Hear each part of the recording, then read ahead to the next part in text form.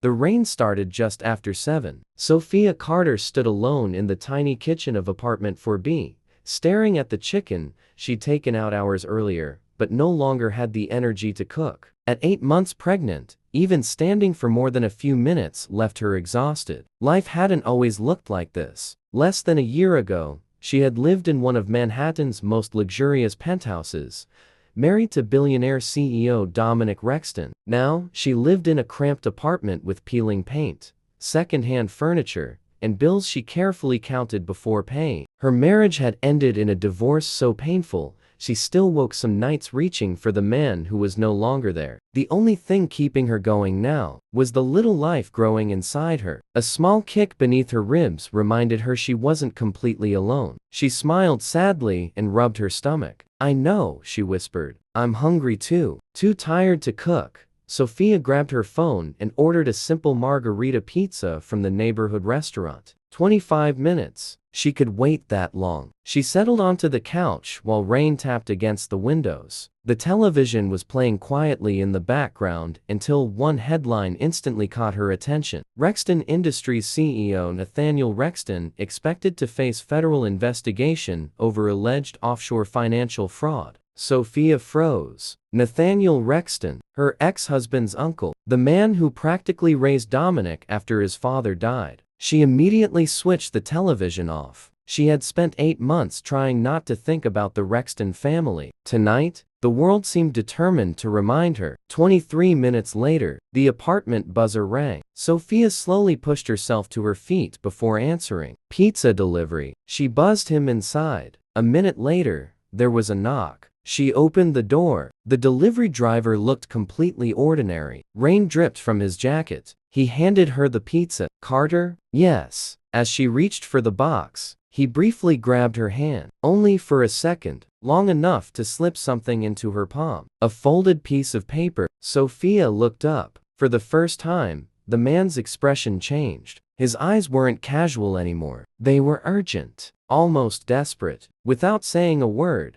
he gave the slightest nod, then quietly said, "Have a good night, ma'am," and walked away. Sophia locked the door behind him. Her heart was suddenly racing. She unfolded the paper. Inside were 6 handwritten sentences. "Don't let anyone know you've seen this. Your divorce was planned. Your life and your baby's life are in danger. Trust no one, especially your ex-husband's family. You have something they desperately need. If black SUVs arrive outside, don't open the door." Sophia read it again and again. It had to be some kind of joke. Her divorce couldn't have been planned, could it? She slowly walked toward the window. Then, her blood turned cold. 2 identical black SUVs had just parked across the street. They hadn't been there 20 minutes ago. Both engines were still running. Both windows were completely tinted. Neither vehicle had visible license plates. Sophia instinctively stepped away from the glass. Her baby kicked sharply inside her. "It's okay," she whispered, although she wasn't sure she believed it herself. Someone knew exactly where she lived. Someone knew she was pregnant. And somehow, someone knew about her divorce. As she sat on the couch holding the mysterious note, old memories flooded back. 3 years earlier, she had met Dominic Rexton during a charity gala. Unlike everyone else, he hadn't been impressed by her beauty. He'd been impressed by her mind. He had read one of her investigative articles and spent an hour debating journalism and politics instead of talking about himself. It was refreshing. They fell in love slowly, carefully. It wasn't some whirlwind romance. It felt solid, safe. Dominic remembered everything she ever mentioned. If she casually said she wanted dumplings from a restaurant 40 minutes away, he would quietly drive there after work without telling her. If she looked tired, he noticed before she even admitted it. For Sophia, loving Dominic felt like finally finding home. Then, everything collapsed. One afternoon, she returned home early from a work trip. Dominic was waiting. His face was colder than she'd ever seen. Without saying a word, he held up his phone. There were photographs. Pictures of Sophia entering and leaving another man's apartment. James Alderton, a fellow journalist. Dominic looked her directly in the eyes. "Tell me the truth. There isn't anything between us. The photos say otherwise. They're work meetings. There are dozens of them. They're all work. Who gave you these? It doesn't matter. It matters because someone is lying to you. Dominic's jaw tightened. For several painful seconds, he simply stared at her, then quietly said words she'd never forget. I want you to leave. Her entire world collapsed in one sentence. She packed one suitcase, walked out of the penthouse, and never returned. Weeks later, the divorce became official. 3 weeks after signing the papers, she discovered she was pregnant. She never told Dominic, because if he couldn't believe her, how could she trust him to believe the baby was his? So she disappeared, started over, built a quiet life, until tonight. Until one delivery driver handed her a note that suggested everything she'd believed about the divorce might have been a lie. Sophia barely slept. The SUVs remained outside all night. At exactly midnight, someone knocked on her apartment door. 3 slow knocks. She froze. Then came a familiar voice. It's the delivery driver. I need 3 minutes. Sophia hesitated. Finally, she unlocked the door, but left the safety chain on. The man removed his cap. He looked older now, serious. My name is Marcus Webb. I'm a private investigator. I've spent 4 years investigating the Rexton family. Sophia felt her pulse quicken. Marcus looked directly into her eyes. Those SUVs outside, they're not watching the building, they're watching you. He paused before saying something that completely changed everything. Your divorce wasn't an accident. It was the first step of a much bigger plan. Sophia hesitated for only a few seconds before removing the safety chain. Marcus Webb stepped inside. He didn't look around the apartment. He didn't ask for a drink. Instead, he sat at the small kitchen table and placed both hands where she could see them. I know this sounds unbelievable, he said, but if I don't tell you tonight, you may not survive long enough to hear it. Sophia remained standing. Start talking. Marcus took a slow breath. 4 years ago, former executive from Rexton Industries hired me. His name was Gerald Holt. He believed Nathaniel Rexton murdered Dominic's father. Sophia stared at him. That's impossible. I thought so too. Marcus slid a folder across the table. Inside were copies of bank transfers, corporate records, shell companies, and handwritten notes. Nathaniel didn't inherit the Rexton fortune, Marcus explained. He stole it. According to the documents, billions of dollars had disappeared after Dominic's father died. The money had quietly been moved through offshore companies while Dominic was still too young and too devastated to notice. For nearly 20 years, Nathaniel had been building his empire using wealth that should have belonged to Dominic. Sophia struggled to process everything. If this is true, why involve me? Marcus looked directly at her. Because you're an investigative journalist. You were getting too close. Sophia remembered the article she'd written months before the divorce. It had exposed wealthy corporations using offshore accounts to hide money. At the time, it had seemed like just another assignment. Now, it felt like someone had been watching every word she wrote. Marcus nodded. They couldn't control what you might discover, so they decided to remove you. My divorce was planned.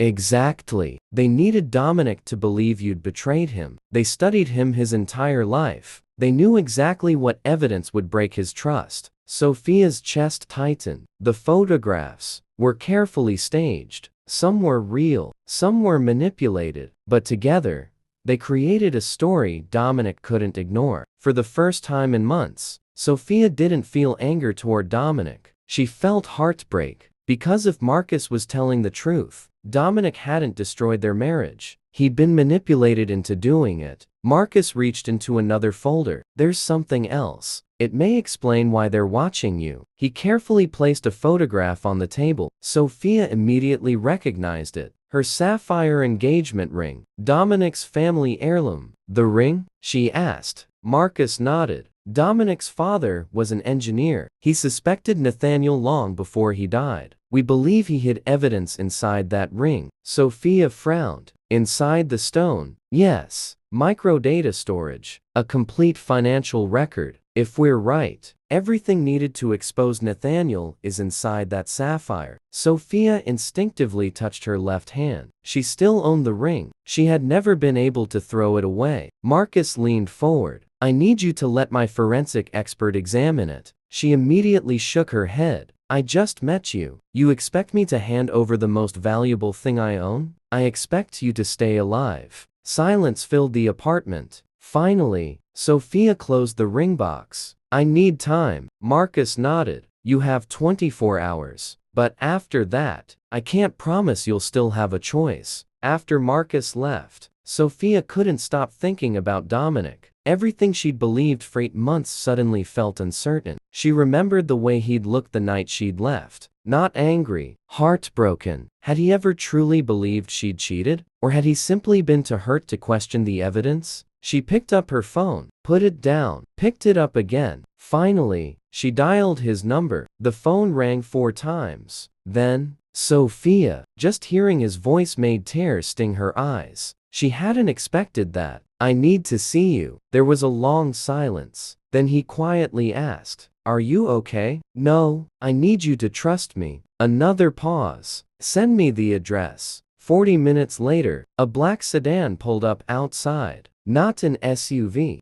just Dominic. He hurried upstairs. The moment Sophia opened the apartment door, everything changed. Dominic froze. His eyes immediately dropped to her stomach. She was 8 months pregnant. He looked from her face to the baby bump and back again. The realization hit him all at once. Sophia. His voice barely came out. She stepped aside. Come inside. He entered without taking his eyes off her. Finally, he whispered the question neither of them wanted to ask. The baby, she nodded, is yours. Dominic closed his eyes. For several long seconds, he couldn't speak. When he finally did, his voice was shaking. You never told me. I couldn't. You thought I'd believe the baby wasn't mine. I thought you'd believe whatever your family wanted you to believe. The words landed like a punch. Dominic looked down at the floor, then quietly admitted something she'd never expected to hear. I never stopped questioning those photographs. Sophia looked at him. What? I wanted to believe them, but every time I looked at them, I kept hearing your voice. I kept thinking, this isn't who Sophia is. He swallowed hard. But I convinced myself love was making me blind. Sophia's eyes filled with tears. For 8 months, they had both been suffering because someone else had decided their marriage needed to end. She told him everything. The delivery driver, the note, Marcus Webb, the missing billions, the hidden evidence inside the ring, the black SUVs. Dominic listened without interrupting. When she finished, he walked to the window. He looked outside. His face instantly hardened. I know those vehicles. Sophia looked at him. They belong to Brennan Security, my uncle's private security company. He turned slowly. They're really watching you. For the first time, he believed everything, every single word. He sat beside her on the couch. Neither of them spoke for a while. Finally, Dominic asked, Do you still have the ring? Sophia nodded. She retrieved the velvet box. Dominic stared at it for several seconds. My father gave this to my mother. My mother gave it to me. I gave it to you. If Marcus is right, my father was trying to protect us. Sophia reached for his hand. This isn't your fault. He looked at her. No, but I let them destroy us. She gently squeezed his hand. They manipulated both of us. Dominic nodded slowly, then made a decision. We're getting that ring analyzed. But we're doing it together. Sophia smiled for the first time in months. Together. At 4 o'clock that morning, Marcus answered his secure phone. I've made my decision, Sophia said. You can examine the ring. Marcus sounded relieved. Good. But there's one condition. Dominic is coming with us. A long silence followed. Finally, Marcus replied. That changes everything. I know, and I trust him. Marcus exhaled. Then let's hope you're right. As dawn broke, Sophia looked outside once more. The black SUVs were gone. She frowned. They've left. Marcus's voice became serious. No, they've moved. Which means they've realized something has changed. They'll make their next move soon. And we have to move first. By sunrise, the 3 of them were already on the move. Marcus drove them to a private forensic laboratory hidden inside an ordinary office building in Midtown. From the outside, it looked like any other business. Inside, it contained equipment worth millions. Waiting for them was Dr. Elaine Cho, one of the country's leading forensic technology specialists. Marcus handed her the sapphire ring. "This may be the most important piece of evidence you'll ever examine." Dr. Cho simply nodded. "Give me a few hours." Those few hours felt like days. Sophia sat quietly, rubbing her stomach every time the baby kicked. Dominic paced the room non-stop. Neither of them spoke much. Every answer they had spent months searching for might be hidden inside a single sapphire. Finally, nearly 3 hours later, Dr. Cho looked up. "I found something." Everyone stood. "There is encrypted data embedded inside the stone." Sophia stared in disbelief. It was true. Dr. Cho continued. "It'll take another hour to decrypt." The room fell silent again. An hour later, the printer finally came to life. Page after page spilled onto the table. Financial records, wire transfers, hidden companies, private letters, bank statements. There was enough evidence to expose an empire. Dominic slowly picked up the final document. It wasn't a financial record. It was a handwritten letter, addressed to him. His father's handwriting. "My son." Dominic's hands began to shake. He read the letter silently. As he reached the final page, his shoulders dropped. For the first time since Sophia had known him, she saw him cry. Not loudly, not dramatically, just quiet tears. His father had known. Years before his death, Robert Rexton realized someone inside the family was stealing everything. He suspected Nathaniel. Knowing his life might be in danger, he secretly documented every illegal transfer, then hid the evidence inside the sapphire ring. His final hope was that one day his son would discover the truth. Instead, the ring found its way to Sophia, almost as if fate had chosen the only person stubborn enough to uncover the conspiracy. Marcus quietly closed the folder. "This is enough." Enough for what? Enough to destroy Nathaniel. Within hours, federal prosecutors received the evidence. Investigators who had already been building fraud cases against Nathaniel suddenly had everything they'd been missing. Bank records, ownership trails, offshore accounts, proof of stolen inheritance, even evidence linking Nathaniel to suspicious medical payments, made shortly before Robert Rexton's death. The investigation exploded overnight. News channels across the country interrupted regular programming. Breaking news: Nathaniel Rexton wanted for fraud, money laundering, and conspiracy. Private jets were grounded. Corporate offices were raided. Lawyers flooded television studios. Nathaniel tried to disappear, but it was too late. Federal agents intercepted him at a private airport before his plane could leave the country. As cameras flashed, the billionaire who had spent decades controlling everyone around him was led away in handcuffs. The black SUVs never returned. For the first time in months, Sophia finally slept peacefully. 3 weeks later, at 5 o'clock on a Tuesday morning, Sophia's contractions began. Dominic was already at her apartment. Without hesitation, he grabbed the hospital bag. "I'm driving." 11 hours later, after the hardest day of both their lives, a tiny cry filled the delivery room. Their daughter had arrived. Sophia looked down at the little girl in her arms. "Hi, sweetheart." Dominic stood beside the bed, unable to speak. Tears rolled down his face as he gently touched his daughter's tiny hand. "I've waited so long to meet you." Sophia smiled through exhausted tears. "We're calling her Rose." Dominic nodded immediately. "It's perfect." At that moment, none of the money mattered. Not the companies, not the inheritance, not even the conspiracy. Only this tiny new life. The weeks that followed weren't easy. There were court hearings, investigations, lawyers, reporters. But every morning, Dominic showed up. He changed diapers. He rocked Rose to sleep. He learned how to make bottles. He sat beside Sophia during the sleepless nights. Not because he was trying to win her back, because he wanted to earn back the trust he had lost. One day, as Rose slept peacefully in her crib,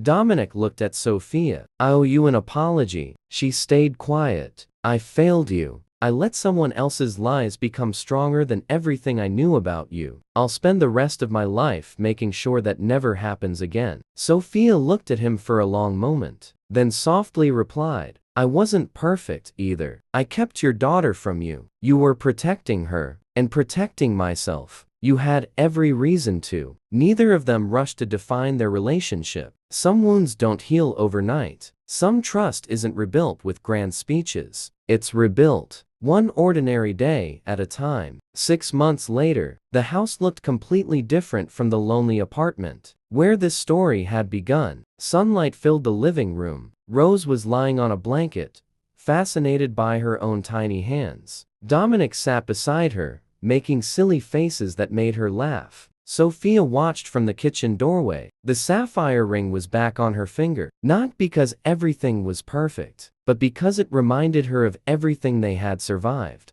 Dominic once asked if she wanted to replace it with a new ring. She smiled and shook her head. No, this one tells our story. Outside, rain began falling again, just like it had the night a mysterious delivery driver knocked on her apartment door. Sophia looked out the window before turning back toward Dominic and Rose. For the first time in a long time, she wasn't afraid of the storm, because some storms don't come to destroy your life. Sometimes, they arrive to reveal the truth. And sometimes, the smallest piece of paper, hidden inside a pizza delivery, can save an entire family.